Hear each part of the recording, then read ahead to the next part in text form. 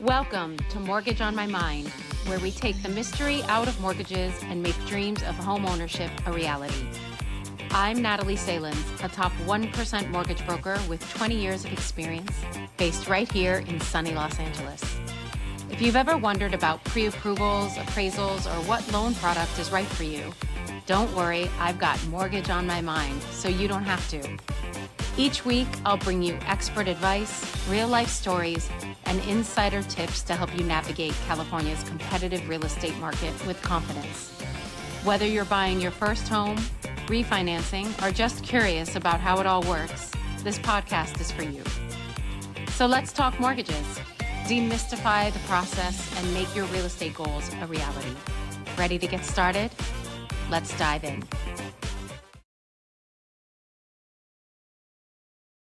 Hello, everyone. Welcome to Mortgage on My Mind. I'm Natalie Salens.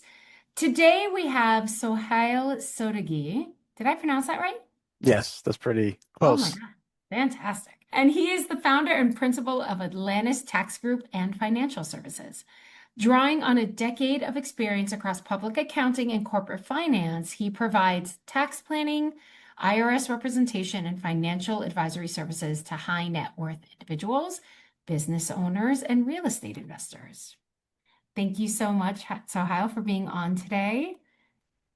Thank you for having me. Yes, certainly. Well, we were chatting before, and I kind of want to make this as relevant as we can for our audience who are people looking for mortgages or realtors who want more understanding of how mortgages work and things. So for me out here in LA, I have a ton of self-employed borrowers who are always having trouble with their taxes and accounting and how they set up certain corporations or people who are multiple W-2 1099 borrowers. Right. So tell me, in your experience, what is the best tax forward way for these clients to be setting up their taxes and filing and such? Absolutely. So really, you're looking at two different type of people. Those who have their own businesses and they might be making a lot of income, and then also those who are high W-2 income earners, right? And so one of them has a little bit of a step up advantage than the other, and those are the business owners, right? Because they are able to take deductions and credits a lot more than what's available to W-2 earners. But that doesn't mean that W-2 earners are out of luck. There are different strategies for them still to use. One of my favorite strategies, especially if you're a high W-2 earner, is a short-term rental strategy. And what is a short-term rental strategy? That is, you purchase a home, could be $1 million, and you use that home as a short-term rental. That means you're renting it out on an average day of 7 days or less throughout the year. So kind of like an Airbnb, where the average day throughout the year is 7 days or less. And then you have to participate 100 hours at least throughout the year in managing it. And that means you can be talking to the potential clients, cleaning, doing maintenance work on it. That all counts as 100 hours of managing that short-term rental. And what does that allow you to do? That allows you to take a huge, significant deduction, especially when it comes to depreciation on that rental. So I've seen people save, 80 to 100,000 in taxes just by doing that. So that is a huge strategy, not only for W-2 earners, but also for business owners as well. Interesting. And so you only need to rent it up to 7 days for the whole year? No. So the average stay each time has to be 7 days or less throughout the year. So Oh, so you can rent it out multiple times, and you probably want to rent it out because you're making income from it, right? And so you don't want to rent it out to someone for like 3 months, right? Because then that's gonna skew the average throughout the year. right. Got it. Interesting. Okay. And then tell me a little bit about what you think is the best way for somebody who's a multiple W-2 1099 person to file their taxes. Because a lot of people out here are always being told to, open a corporation, an S Yeah, corp, and explain why, like what the different, like my clients sure. out here, they work for Netflix and CBS and Disney, and they work for a ton of different studios all through the year. Or sometimes my editors are 1099 and it's multiple and they get Yeah, paid as an individual. They get their taxes taken out of their pay stubs. So tell us a little bit about the financially, the smarter way sure. to Yeah. file their taxes. Yeah. So first thing you want to understand would the first question that someone wants to ask themselves is does an S corporation make sense for me, right? So the way that you kind of figure this out is like you could be a 1099 employee, right? And you can also have a W-2. And you want your 1099 to feed into your S corporation. Well, that's what most people want to do. That's why they set up an S corporation because they get to really kind of not pay the self-employment tax when you do that. So you save 15.3%. But an S corporation can only make sense if your business has consistent profit that is meaningfully higher than the reasonable salary the owner needs to receive for the work they perform. So when you go to an S corporation, you have to pay yourself a salary, right? You have to put yourself on payroll from your S corporation. Do you Um, have to? yes, you have to, and that's something the IRS actually looks for. If you don't do that, then they will disclassify your S corporation as to what it is. If you don't W-2 yourself? So you do have to pay yourself. So most people are like, well, my business doesn't make enough money for me to make it to be an S corporation. Well, and that's the thing. You have to see if it makes sense for you or not.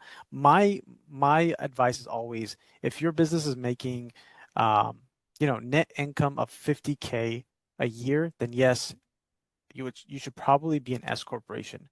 You get a lot of tax benefits by doing that, and then you can probably pay yourself a reasonable salary, right? The IRS says that the reasonable salary, they don't really have a guideline for reasonable salary, but I always like to take the 60/40 rule, right? So 60% as of whatever is left from your net income should be paid out as a salary. And a lot of my clients usually wait till December, the end of the year, to pay them out themselves their salary then. So they do one transaction during then, so they know what their income is. So, first you got to find out, does the S corporation make sense for me or not? And if it does, then yes, I would definitely highly recommend for you to classify your business, your 1099 as an S corporation, register as an S corporation, so you can get that tax saving, and then you can, kind of look into different types of tax planning as well. Right, exactly. And it's also for people who are W-2, right? So I have clients who get these multiple W-2s. How it works is when they create the S corp, the company then 1099s the S corp instead of W-2ing them as a. Yeah, well, most companies won't do that. I mean, some companies will do that. It depends on what company that you are working for. Will they be willing to put your payroll and pay you out as a 1099? I've encountered some of my clients who've had the luck of having that I mean, luxury. everybody out here in entertainment land does that. Okay. Well, yeah, I Yeah, mean, yeah. Like all entertainment, the, yeah, they create a corporation, it's a business name. right. All the studios pay the business name. Yeah. A Most of 1099. most of my clients are who are W-2 high income earners are either working for Google or Amazon or one of the techs. So they don't really have that luxury to do that. Mm-hmm. Got it. Yeah, yeah, yeah. Very cool. Well, tell us a little bit about this like special way to save taxes based on having a spouse be a realtor, you were saying? Yeah, so it's not my favorite strategy because first, like your spouse really has to do actual work, right? Being classified as a real estate professional, you need to have 750 hours of real estate work, right? For some spouses, that's a full-time job, right? Especially if you have kids or you have other responsibilities. Not all spouses can do it. But if you have the luxury and the time to be able to do that, then I would really highly encourage, to have your spouse be a real estate professional because especially if you're a high income earner, you can use that to your benefit to reduce your taxable liability. So it's not a strategy for everyone, but you first have to really be looking out for, hey, do I have the passion to go and do this for 750 hours throughout the year? If yes, then definitely do it. If no, then you're probably going to get burnt out and you're probably going to hate the field. So it's something to really discuss between both spouses, but it's a huge tax saver. Why is it huge exactly? What does it do exactly? So when you hit that threshold of 750 hours, you're able to look at your income that the spouse is making through real estate, and you're able to reduce your passive losses. Your passive gains, right? You can offset that income. And so if you're making 50, 60K in the stock market, selling stocks, um, then your spouse being classified as a real estate professional will be able to reduce the tax you might owe on the sale of those stocks, on the gain of those stocks. So it's pretty huge depending on how much money you're making a year and how what your tax liability is usually at the end of the year. Got it. Okay. And that's really only for like high W-2.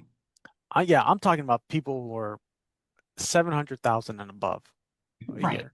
Yeah. Right. And who will possibly be purchasing properties to help them with tax write-offs as well.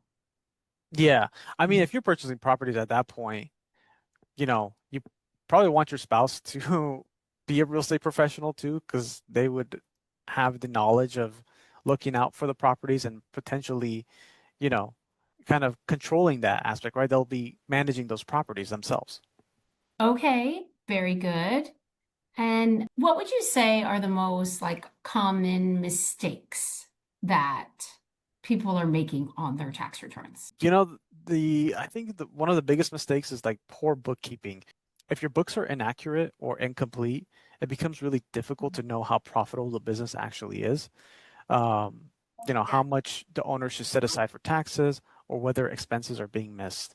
Good bookkeeping is not just for filing taxes. It should help the owner understand cash flow and make better business decisions. Another common mistake that I see very often is mixing personal and business activity together in one bank account. Ah, Uh, totally. We when see they it all the use time. Yeah, Hmm. and when you use the same account for everything, it creates confusion, increases bookkeeping costs, and makes the records more difficult to defend if the return is ever examined by an auditor. I also see owners fail to make a sufficient estimated tax payments. Especially if you're a high income earner, you should probably be making those tax payments throughout the year. So Yeah. they Uh, might, So yeah. you think like doing quarterly and stuff is the best way? Well, especially if you're a high income earner, absolutely. Because if you don't, you're gonna face a large balance, and then if you don't pay that, you're gonna get hit with penalties. And why do you want to pay the IRS more than you need to? So I would always say, look at last year's tax return, and then based off that, you can kind of see how much you're gonna owe in the future years, right? And so make those quarterly payments so you don't get hit with the penalty for you know not paying enough throughout the year. Right. So, and really the final, major mistake that I see is, and I mentioned this before, is selecting a business structure because someone online or a tax guru said that this would save you on taxes. An LLC or S corporation or even a partnership have different tax and administrative consequences. The correct structure really depends on the business profit, number of owners, and payroll needs. My advice is always to maintain clean books and separate business and personal activity and review the financial regularly throughout the year with your tax accountant. Sure, of course. And so, for let's say for really big real estate investors, what would you say is the best way for them to be doing? I've got some properties that I have, and I always find that even when I set it up with losses, it doesn't really mean anything.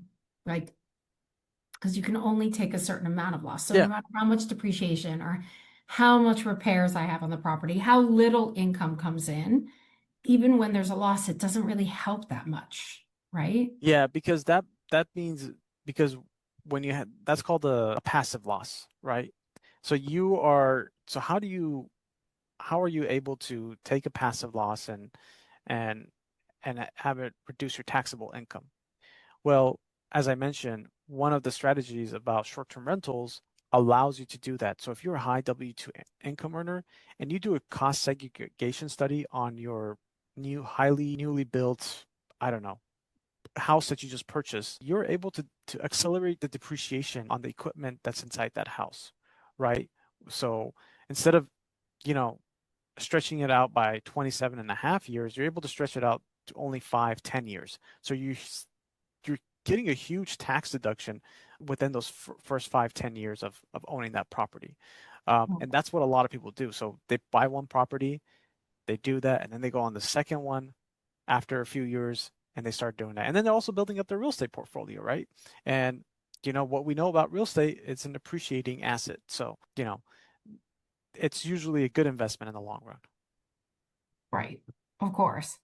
But is it more that you're taking like losses that you can use down the line, or there's Well, no, when you do the cost segregation study and you do the short-term rental strategy, you can take the losses in that first year. So what a lot of people do is they just buy a home, right? And then they don't realize that, oh, this doesn't really offset any of my income. Yeah, because you have to do something with it. You have to kind of do the cost segregation study, right? You have to classify it as a short-term rental. A lot of people don't do a short-term rental, right? So I'm here in Orange County, right? Mhm. And the county, unfortunately, there's a lot of cities here that they don't allow you to do short-term rentals, right? No Airbnb is allowed in the city of Irvine and Newport Beach and so on, right? Some places allow it, but here it's not very common. So you don't really see that kind of strategy here, right? But I do see it out. People buy homes or condos, different places within California or even the US, to be able to take that strategy. So, it just really depends on, how much have you studied about the strategy? Do you want to put it in place and use it? Especially if you're a high income earner, I would highly recommend to use that strategy. right, right.